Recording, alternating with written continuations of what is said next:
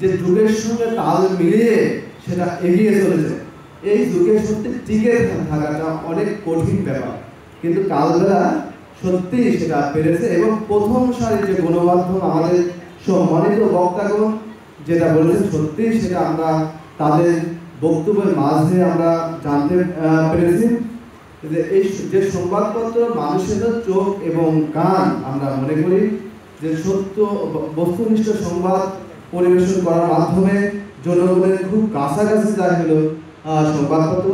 আর রাখি পাখি মেহেরপুরের জোয়ার থেকে শুরু করি বিভিন্ন ধরনের যে সংবাদ পরিবেশন করেন তা আমাদেরকে আমাদের সহকর্মী হিসাবে যে সাহস যোগায়, সত্যি আমি গর্বিত হই। এই কারণে আমি কালবেলা আল রাফি হোক আমার সেই মাধবীলতার মতো, সমরেশ মজুমদারের মাধবীলতার মতো, যাতে আমরা গর্ব করতে পারি যে কালবেলার আমাদের রাফি সেই মাধবীলতার মতো ভূমিকা রাখছে।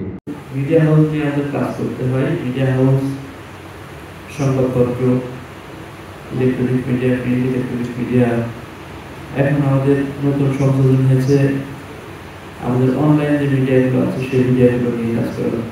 এখন আমাদের ব্যস্ততা বেড়েছে। এর সাথে আমাদের সবচেয়ে গুরুত্বপূর্ণ যে পাওয়ারটা সেটা হলো আমাদের মফস্বল পর্যায়ে যে সাংবাদিক বৃন্দ আছে তাদেরকে নিয়ে আমাদের বেশি ব্যস্ততা।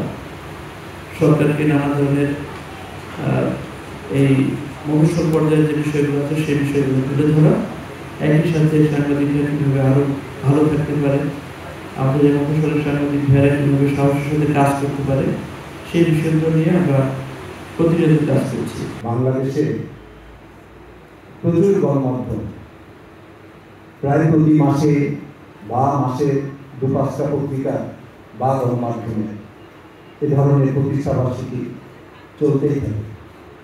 আর আমরা যারা সাংবাদিক সেই প্রতিষ্ঠাবার্ষিকীর আয়োজনে আমরা বক্তৃতা করি।